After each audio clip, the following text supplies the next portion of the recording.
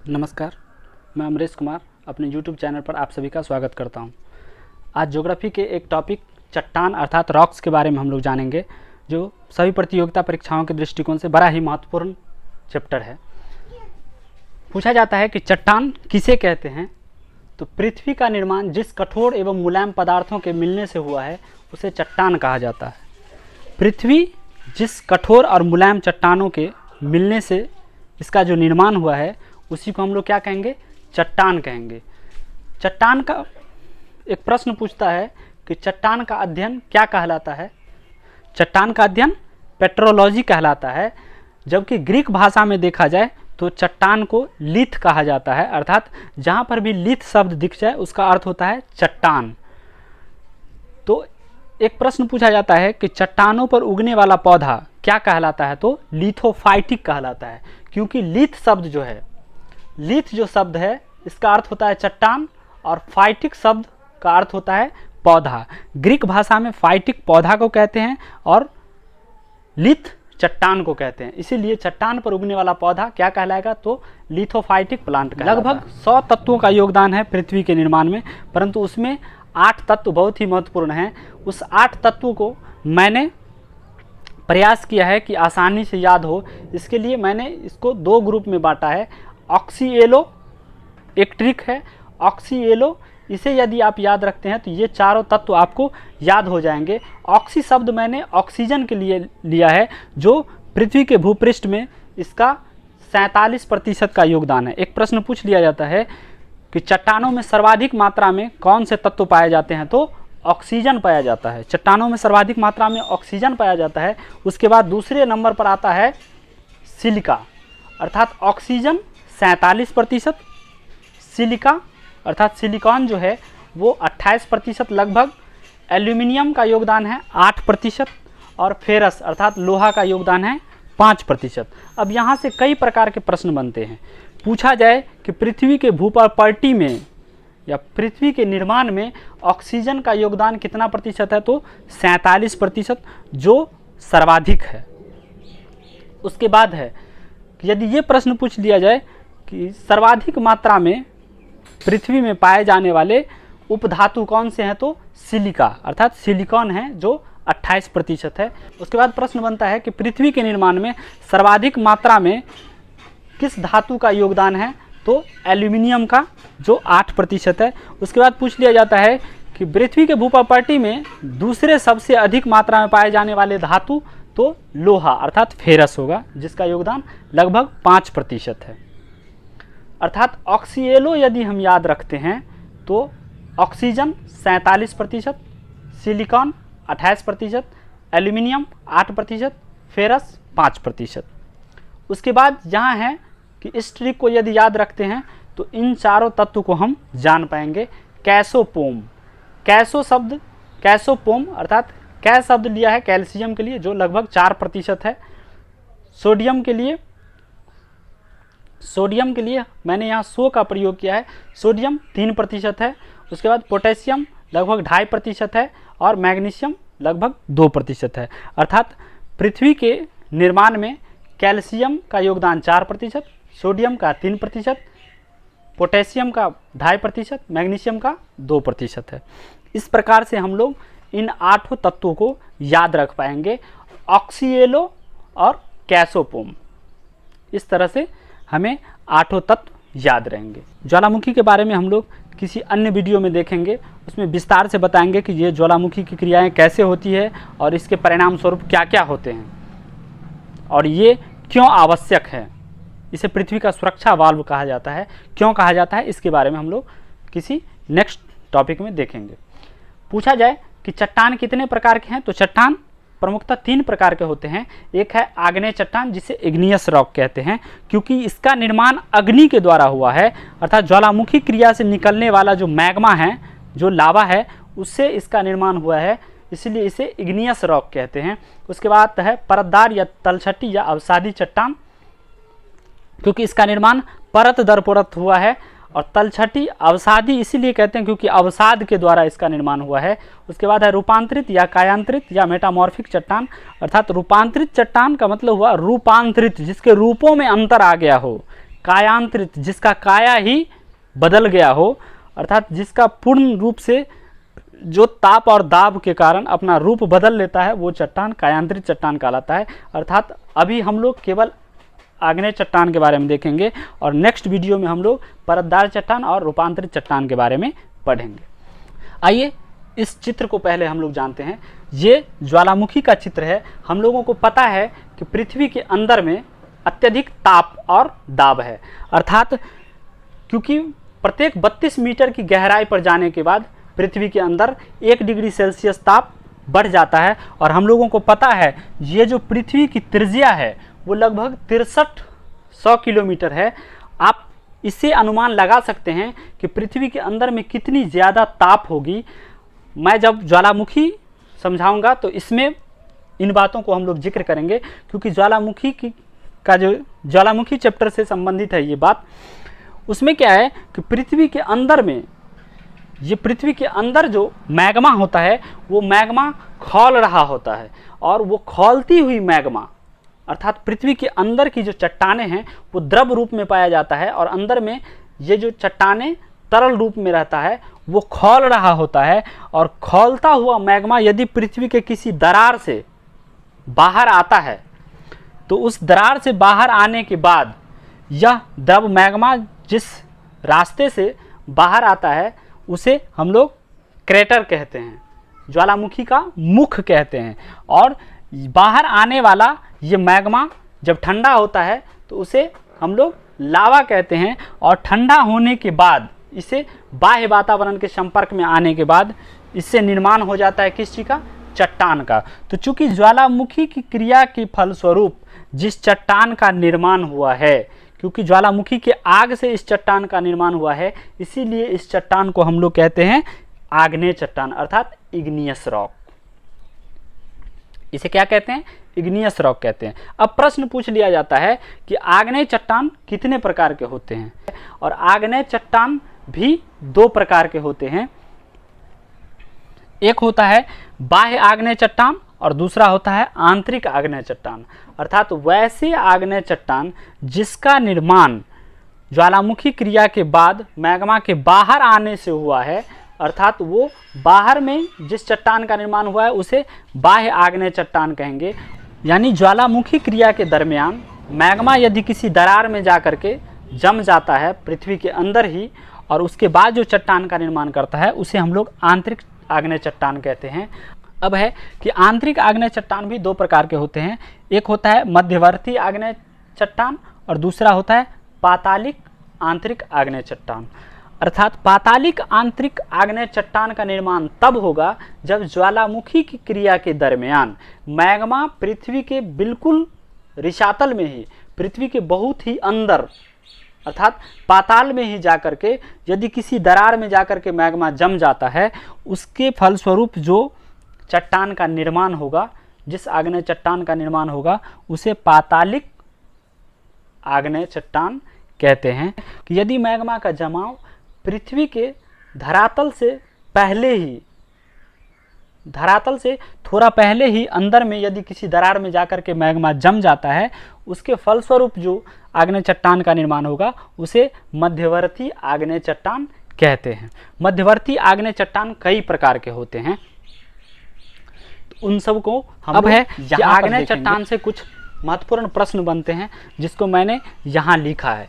अब प्रश्न पूछ लिया जाता है कि आग्नेय चट्टान को और किस नाम से जाना जाता है। तो चूंकि आग्नेय चट्टान का निर्माण पहली बार हुआ है, इसीलिए इसे हम लोग प्राथमिक चट्टान या प्राइमरी रॉक कहते हैं। उसके बाद पूछ लिया जाता है कि आग्नेय चट्टान में क्या परत पाया जाता है? तो नहीं, क्योंकि आग्नेय चट्टान परतदार नहीं होता है, क्योंकि उसका निर्माण मैग्मा के जमने से हुआ है, वो रवेदार होता है, अर्थात इसमें परत का अभाव होता है, उसमें रवा पाया जाता है, अर्थात क्रिस्टल के फॉर्म में होता है, गांठ के रूप में रहता है। उसके बाद है कि प्रश्न बनता है कि क्या इसमें जीवाश्म पाए जाएंगे? तो नहीं, क्योंकि ये हम लोग अभी देखे हैं कि ये मैग्मा जो एक आग का रूप है, इस आग में कहीं से किसी प्रकार का जीव नहीं पाया जाता है। यदि कोई जीव इसके अंदर आ भी जाए तो वो जलकर राख हो जाएगा, अर्थात वो जीव का कोई अंश नहीं बचेगा, इसीलिए इसमें जीवाश्म का, फॉसिल्स का अभाव पाया जाता है। उसके बाद प्रश्न बनता है कि आग्नेय चट्टान में क्या ऊर्जा के संसाधन पाए जाएंगे, अर्थात ऊर्जा के रूप में जो यूज़ करते हैं हम लोग, चाहे कोयला हो, पेट्रोलियम हो, प्राकृतिक गैस हो, इन सब चीज़ों का इसमें अभाव पाया जाता है, अर्थात आग्नेय चट्टान में ये सब चीज़ नहीं पाए जाएंगे। उसके बाद अगला प्रश्न बनता है कि इन चट्टानों में अर्थात आग्नेय चट्टान में बहुमूल्य खनिज पाया जाता है या नहीं। तो हाँ, क्योंकि आग्नेय चट्टान जो है वो पृथ्वी के अंदर से निकलने वाला मैग्मा से बना है, और हम लोग जब पृथ्वी की आंतरिक संरचना को पढ़ेंगे तो उसमें देखेंगे कि पृथ्वी की जो आंतरिक संरचना है वो विभिन्न प्रकार के महत्वपूर्ण धातुओं से इसका निर्माण हुआ है, अर्थात पृथ्वी के अंदर विभिन्न प्रकार के महत्वपूर्ण धातुएं पाए जाते हैं। अर्थात जब ये मैग्मा बाहर आता है, तो इनके साथ साथ पृथ्वी के अंदर में जो बहुमूल्य धात्विक खनिज है वो भी बाहर आता है। तो अर्थात इसमें आग्नेय चट्टान में बहुमूल्य खनिज, अर्थात आग्नेय चट्टान में बहुमूल्य खनिज यानी कि धात्विक खनिज पाया जाता है, जैसे सोना, चांदी, प्लेटिनम, तांबा, जस्ता, टीन, इन सब धातुओं की मात्रा इसमें पाया जाता है। उसके बाद प्रश्न बनता है कि पृथ्वी के आयतन में ये जो चट्टान है आग्नेय चट्टान, उसका क्या योगदान है। अब यहाँ पर दो तरीके से प्रश्न बनता है, यहाँ पर स्टूडेंट्स अक्सर कंफ्यूज कर जाते हैं। देखिए, यदि ये प्रश्न पूछा जाए कि पृथ्वी के निर्माण में इनका योगदान कितना है, तो आग्नेय चट्टान का निर्माण पृथ्वी के निर्माण में अर्थात पृथ्वी के कुल आयतन का 95% भाग आग्नेय चट्टान है, क्योंकि सबसे पहली बार तो आग्नेय चट्टान का ही निर्माण हुआ। तो पृथ्वी भी एक तरह से संभवतः, वो जब हम लोग पृथ्वी की उत्पत्ति पढ़ेंगे तो उसमें बताएंगे कि पृथ्वी प्रारंभ में एक तप्त आग का गोला था, वो फिर कालांतर में धीरे धीरे ठंडा हुआ, उसके बाद उस पर जीवन संभव हो पाया। तो यदि प्रश्न बनता है कि पृथ्वी के आयतन का कितना प्रतिशत भाग आग्नेय चट्टान है, तो लगभग 95% भाग आग्नेय शैल है, और मात्र 5% भाग में परतदार चट्टान और रूपांतरित चट्टान पाए जाते हैं। यदि प्रश्न ये पूछ लिया जाए, अर्थात ये कुल आयतन में इसका 95% का योगदान है, लेकिन ये यदि पूछ लिया जाए कि पृथ्वी के जो ऊपरी परत है, अर्थात पृथ्वी की जो ये क्षैतिज विस्तार है, इस क्षैतिज विस्तार में आग्नेय चट्टान का योगदान कितना है, तो हम लोग जानते हैं कि ये जो अभी हम लोग कहीं भी यदि घर से बाहर ही कदम रखते हैं तो हम लोग आग्नेय चट्टान पर तो कदम नहीं रखते हैं, तो हमें कहाँ क्या मिलता है, सिलिका, बालू वगैरह मिलता है, अर्थात ये सब के सब परतदार चट्टान है। तो सीधा है कि यदि पूछा जाए कि पृथ्वी के क्षैतिज विस्तार में या पृथ्वी के भूपटल पर, पृथ्वी के जो ऊपरी परत है इस पर सबसे अधिक मात्रा में कौन से चट्टान पाए जाते हैं, तो वो परतदार चट्टान पाया जाता है। और आग्नेय चट्टान का विस्तार जो है वो केवल और केवल 20 से 25% है पृथ्वी के भूपटल अर्थात ये धरातल वाले भाग पर। उसके बाद हम लोग यहाँ देखते हैं आग्नेय चट्टान के प्रकार। आग्नेय चट्टान मुख्यतः दो प्रकार के होते हैं।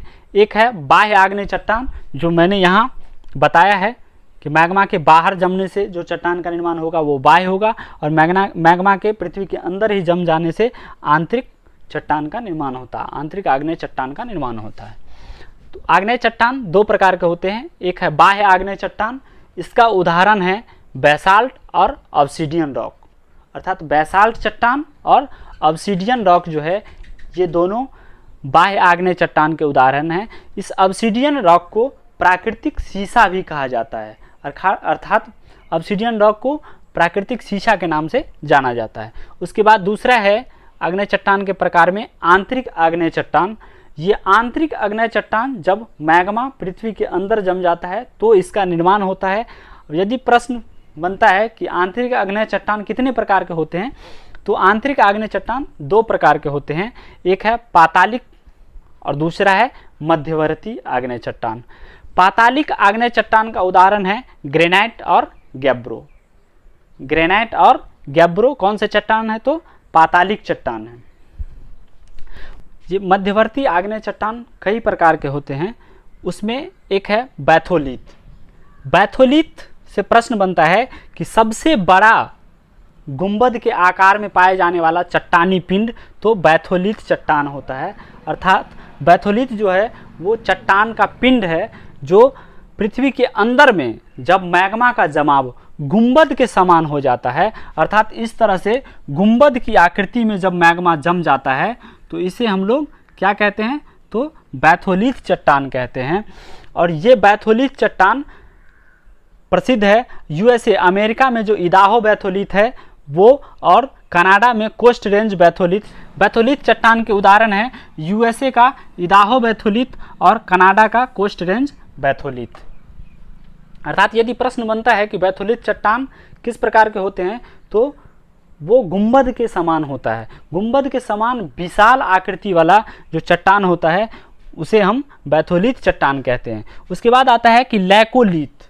लैकोलिथ किसको कहेंगे, यदि मैग्मा का जमाव पृथ्वी के अंदर ही, यदि मैग्मा का जमाव पृथ्वी के अंदर गोल गुंबद की आकृति में हुआ हो परंतु बैथोलिथ से छोटा हो, सीधा समझिए कि बैथोलिथ का ये भतीजा है, बेटा नहीं कह सकते, अर्थात बैथोलिथ का ये भतीजा है, अर्थात उसका छोटा रूप है जिसे हम लोग लैकोलिथ कहते हैं।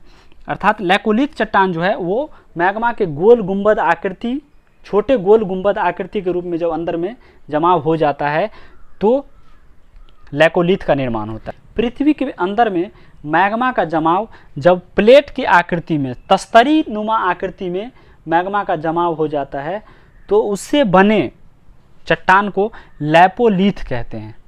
उसके बाद है फैकोलिथ।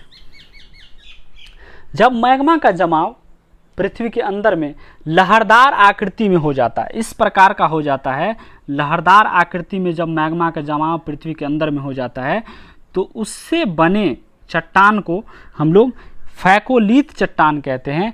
अर्थात जिसमें ये श्रृंग गर्त सी आकृति यदि बन जाता है तो उसे फैकोलिथ चट्टान कहा जाता है। उसके बाद पूछा जाता है कि डाइक किसे कहते हैं।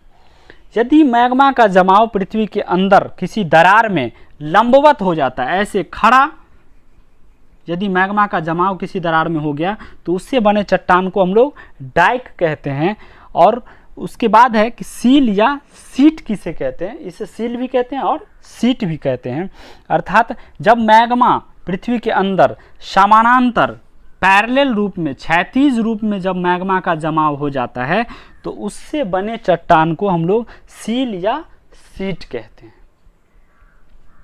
तो मुझे ऐसा लगता है कि आपको ये चीज़ें समझ में आई होंगी, और यदि ये चीज़ें आपको समझ में आई हैं तो मैं नेक्स्ट वीडियो में परतदार चट्टान और रूपांतरित चट्टान के बारे में बताऊंगा। और इन सबों से, इन तीनों आग्नेय, परतदार और रूपांतरित चट्टान से बनने वाले जो भी प्रश्न हैं, जो वन लाइनर क्वेश्चन पूछ लिए जाते हैं, अर्थात जो कुछ फैक्ट्स हैं इससे संबंधित, उन सब पर भी हम लोग जिक्र करेंगे। यदि ये बातें आपको समझ में आई है तो आप मेरे चैनल को सब्सक्राइब कीजिए, लाइक कीजिए और अपने दोस्तों के बीच शेयर कीजिए। वैसे बच्चे जो अभी स्कूल नहीं जा पा रहे हैं, अर्थात उनका पढ़ाई बाधित है लॉकडाउन की वजह से, तो उन्हें भी आप शेयर कर सकते हैं। निश्चित ही उन्हें भी कुछ न कुछ फ़ायदा हो जाएगा। चलिए, तब तक के लिए धन्यवाद।